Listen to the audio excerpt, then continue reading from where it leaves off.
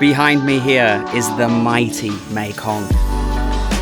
And for more than 800 kilometers, it forms the natural border between Thailand and Laos. And for the next few weeks, this beautiful stretch of water is going to be our guide as we explore this beautiful and underrated part of Southeast Asia. Along the way, I'll be stopping in small villages, exploring hidden corners of different provinces, and discovering stories of culture, history, food, and the incredible people who call this part of Thailand their home.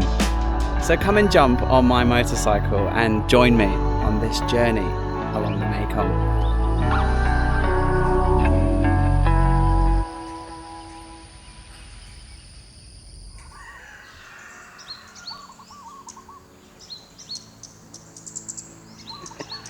Good morning, welcome back to Nong Khai, welcome back to the Mekong.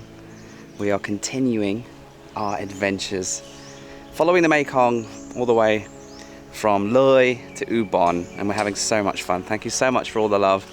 In the previous few episodes, we're going to begin by exploring a little bit of Nong Khai, and then we're going to get on Zelda and head further down. I'm just beginning the day here at this beautiful sculpture park. There's lots of gardens, plants, trees, potted plants. There's also a lake full of fish. You pay 40 baht and you get a ticket and you get a nice cheeky little loaf of bread.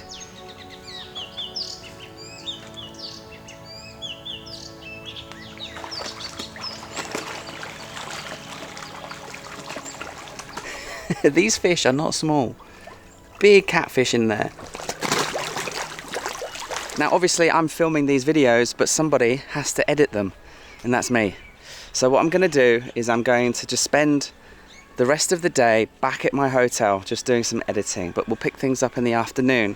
As usual guys, every location that I go to is in the description, so if you are in the area, come visit this place. 40 baht and you get to feed the fish. What a bargain.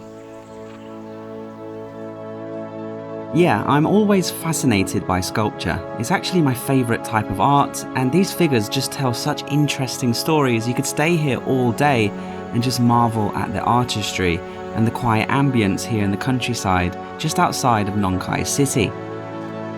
But not for me. I've got some work to do today, so I'll catch up with you down by the river in the late afternoon.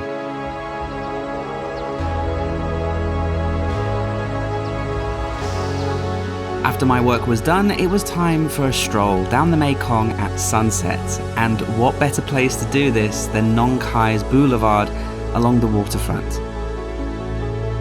There are few places in Thailand with such a fun and laid-back vibe than Nong Khai. It was clear that they were setting up for a big party, and as the music got louder and the evening drew in, I could feel the beginning of a festival atmosphere brewing around me. And yeah, I wasn't really prepared for just how big this party turned out to be.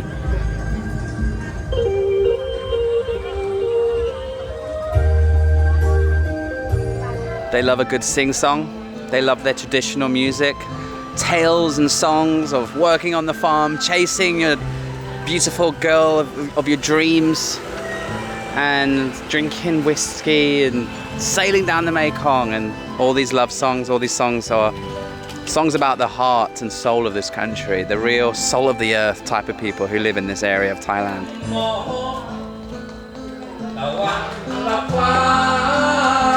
And he can sing like an angel.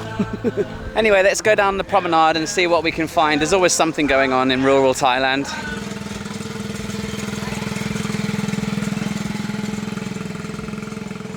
I do want to point out, this is not special effects or AI, that is the actual moon tonight. It's huge.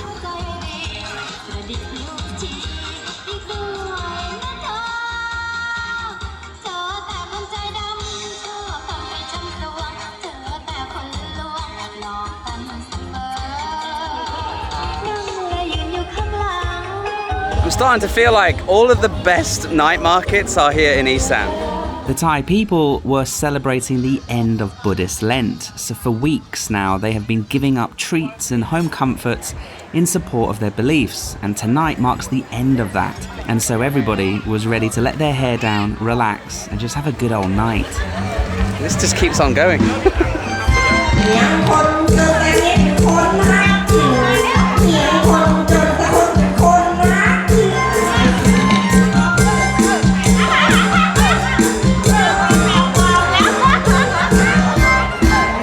stumbled across a beauty contest for lady boys. ขอบคุณหลายๆค่ะนี่สาวงามจากอีสานแล้ว ฝั่งไงโอเคเชิญค่ะสวัสดีค่ะหมายเลข19น้องคิวกิษดากรหาสูงค่ะผู้ส่งเข้าประกวด What I love the most about living in Thailand is this might seem totally strange and totally random, but this is just a Tuesday night here in Nong Khai.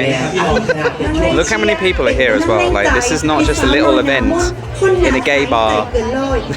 This is on the main strip. There's like 1,000 people here.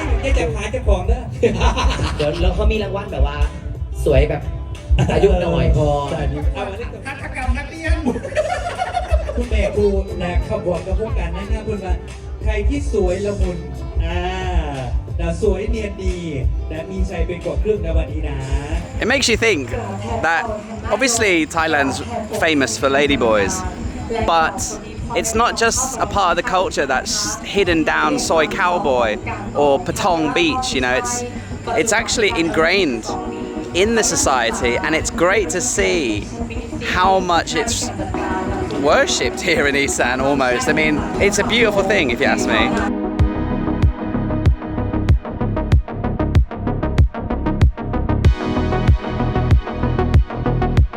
They had music and booze for all of the adults, and they had a huge fair for the kids. It really was quite incredible. I really love this game at the fair the most. You pay for these small nets made out of tissue paper. The nets actually dissolve in a few seconds, so you need to be quick and nimble if you want to catch a little fish. All in all, it was a fantastic night. I made plenty of friends, had a few drinks, and devoured way too much food. But what a fitting way to say goodbye to Nong Khai, because tomorrow we're going to be leaving for more adventures along the Mekong.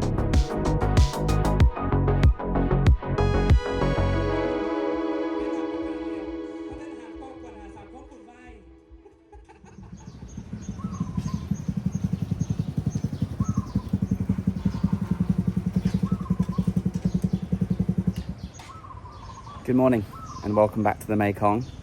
I'm going to show you something interesting, but I want you to remember this pagoda, okay? Keep that in your memory because I'm going to show you something interesting.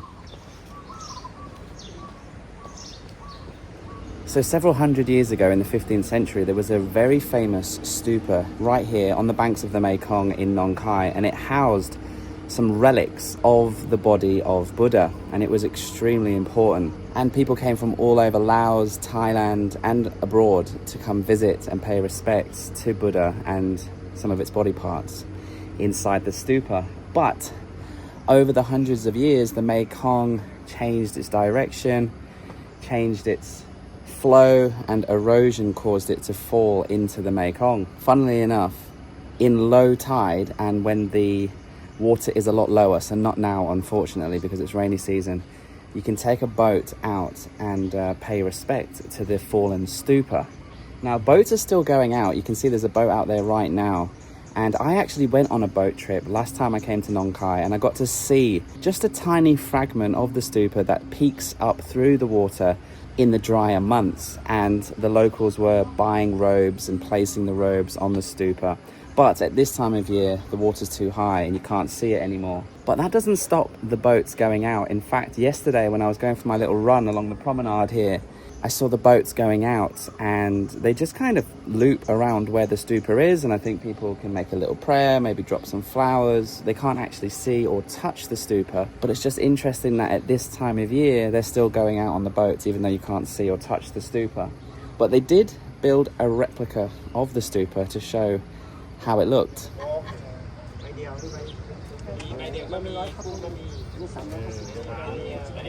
And what you see behind me, this is the stupa.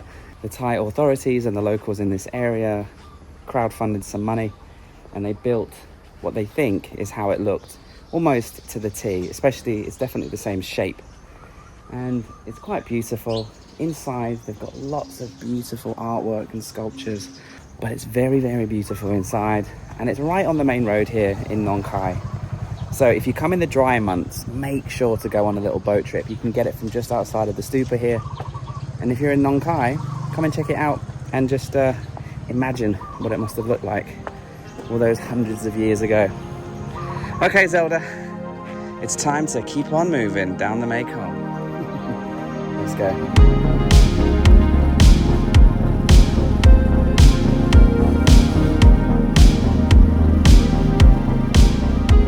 As much as I love getting to know these towns, 2 nights here or 1 night there, for me, the journey along the Mekong, riding along on the roads here in rural Thailand, is always the highlight.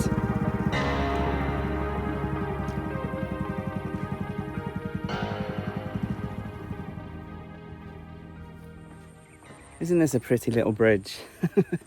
Just driving along and I was thinking, oh, I didn't realise they grew rice out here. Obviously the main crops I've been seeing are dragon fruit, durian, but it's good to see the good old staple of Thailand being grown all the way out here. I suppose they're not short of water with the Mekong nearby.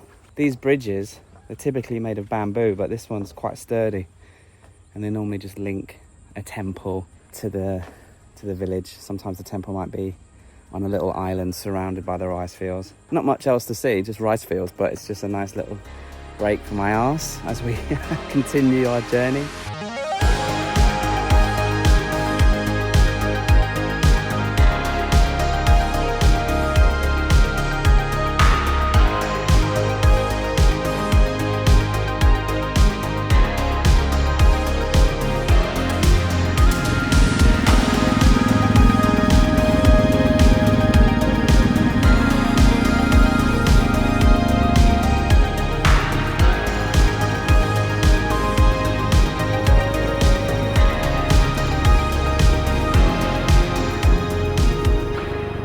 What is that?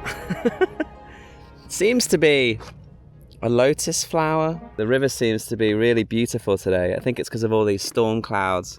The sky is sometimes bright blue and sometimes kind of grey and scary. I've driven through, as you can see, I'm kind of soaked. I've driven through a few little storms. Anyway, just enjoying driving along the Mekong as usual. So let's continue. Where will we end up next? Somewhere, probably beautiful and random, just like this thing behind me.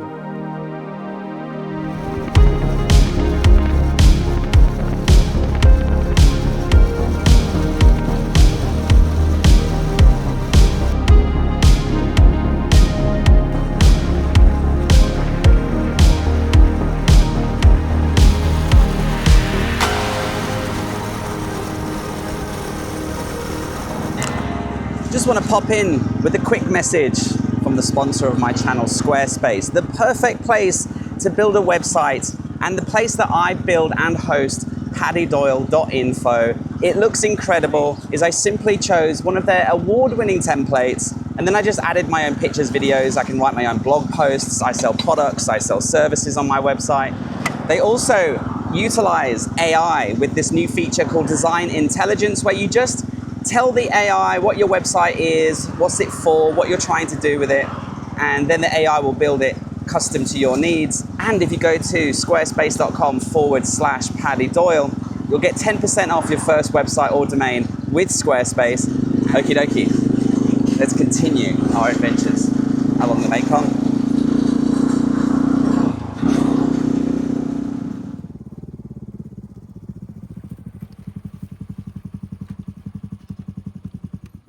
Okay, we're really getting into it now. Now, obviously the Mekong is the border between Laos and Thailand, but I think this is one of the most magnificent views I've seen.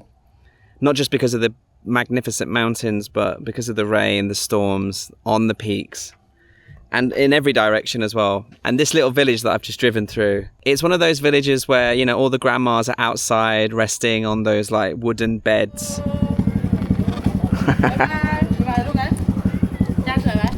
Cap.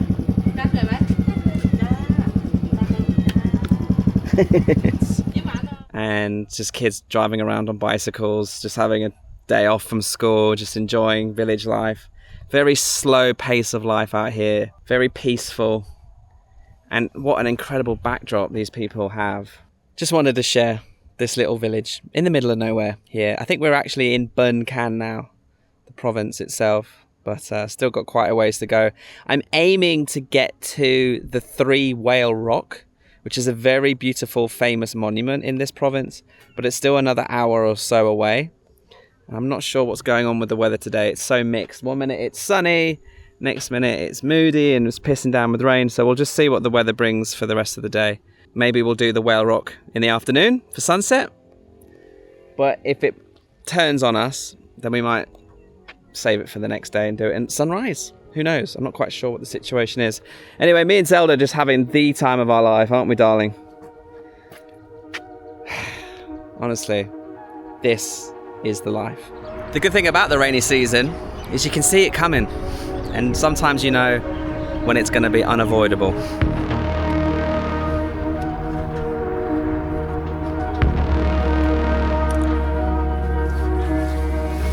Ready.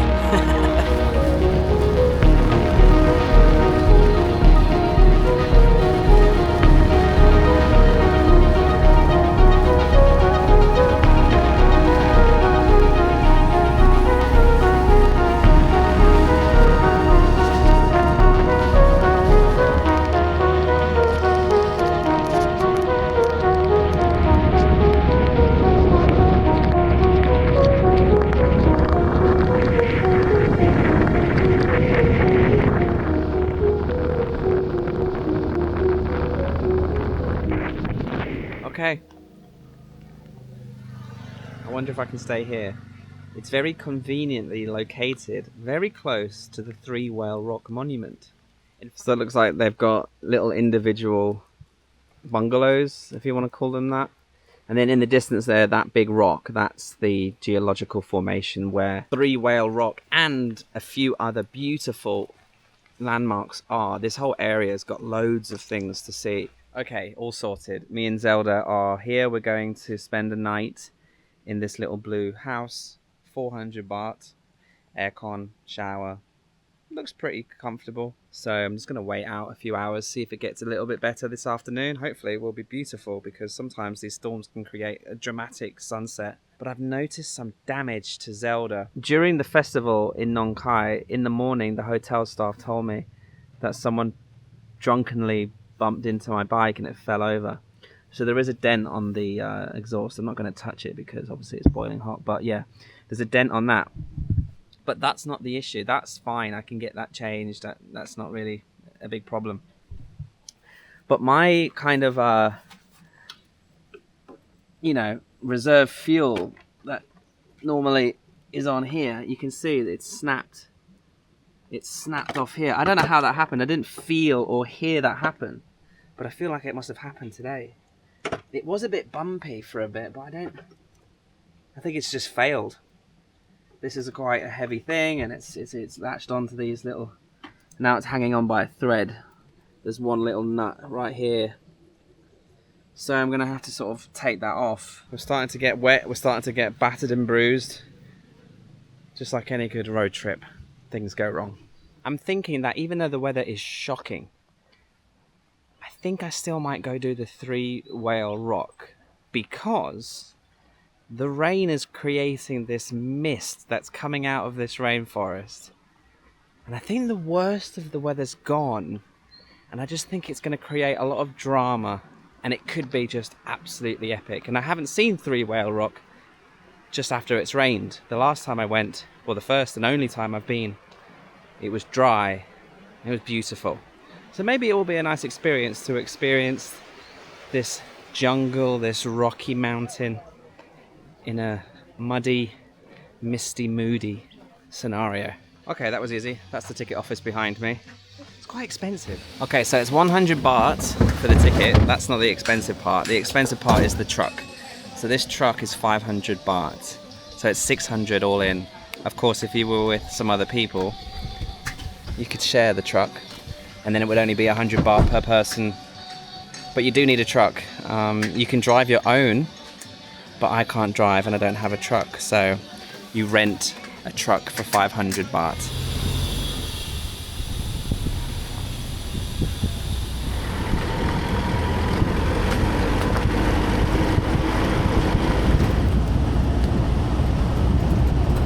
I'm remembering right now that I did share the truck with a bunch of Thai people last time, but I think the weather's scared most people off. This could be a really unique way to experience this beautiful place, because the weather might just add to the experience. Let's see. It could completely make it terrible, but hopefully, fingers crossed, it all pans out.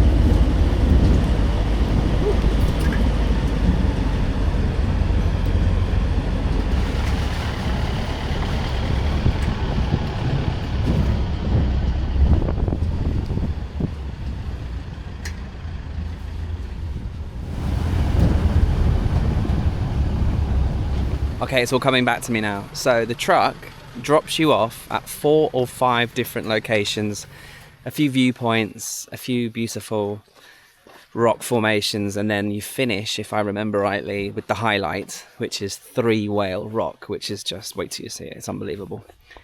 And so the first stop is just to admire this nice statue of the seated Buddha. All of these beautiful red rocks, which the 3 whales are made from, is very special to this region of Thailand.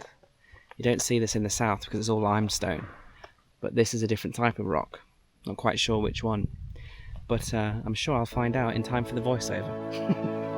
So yeah, I've done some research and it's quite interesting. These are ancient red sandstone rocks believed to be 75 million years old, dating back to the Cretaceous period.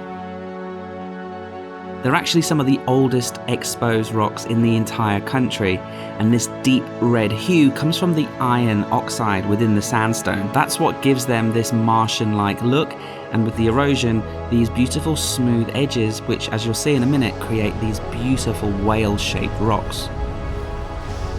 Just getting from place to place is an adventure in its own. It's like Jurassic Park or something. Just thankfully, minus the Tyrannosaurus Rex.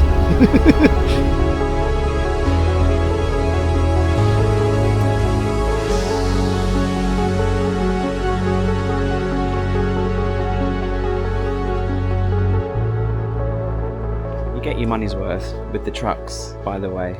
The distances between the attractions up on this mountain is quite far. That was 20 minutes. 20 minutes, and I was like, bloody hell, we're going high, we're going into the misty mountains, in the clouds. Is there going to be any views? I'm not quite sure. We've just stopped at this little viewpoint here. Let's find out. Wow.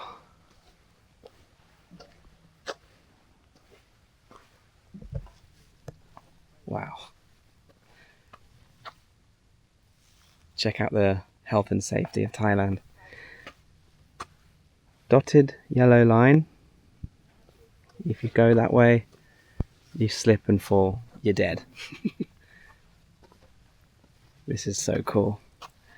What a brilliant view. It's a shame because in the distance is the Mekong. You can't quite see it because of this low pressure cloud and the mist and the fog, which you would expect after a big storm, or this humidity just coming straight out of the forest. All that rain just quickly evaporates into another storm cloud.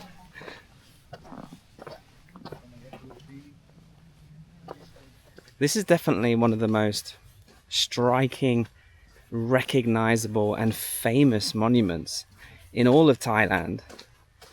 But because it's so far and deep into Isan, away from any big airport, away from any big city, few people make it up here, which I think makes it more special. There's a big group of Thais here as well, and someone's flying a drone. I have got my drone, but I wasn't going to fly it because it seems the weather's not really the best, but we'll see. Maybe it'll clear. Actually, I think that's the middle whale. Since there's quite a lot of people, let's go to one of the other little whales. Basically, there's 3 whales swimming next to each other, mummy and daddy and baby whale. And since they're there taking pictures, seems to be a bit of an Instagram opportunity. Let's go to a different whale. See, look. Oh god, it's so slippy, guys. Just bear with me 1 second. So there you go, there's 3 whales. Super unique part of Thailand, this. Really cool. I'm so glad to be back. So there's a huge whale to my right. This must be the middle whale. And then there's the drone operator. it looks like it might just clear as well. Like we might just get a view of Isan and the Mekong. This is one of the most unique places. Look at this. Look at the shape of the rock. It's so slippy. I'm going nowhere near the edge because it's slippy as hell just after the rain. As you can imagine, it really looks like a whale, doesn't it? The front of a humpback whale. Oh my goodness. I'd forgotten how epic this is. And with all this mist, just adds to it, doesn't it? Oh, I'm getting a bit close. Wow. Wow, wow, wow, wow, wow. Epic. Absolutely epic. Ah, yes, I can remember now. You can get quite close to the front. Look at this. Wow, wow, wow.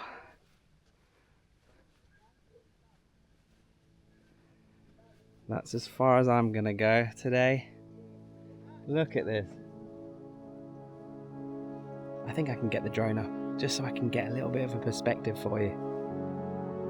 Because these whales come alive from the sky.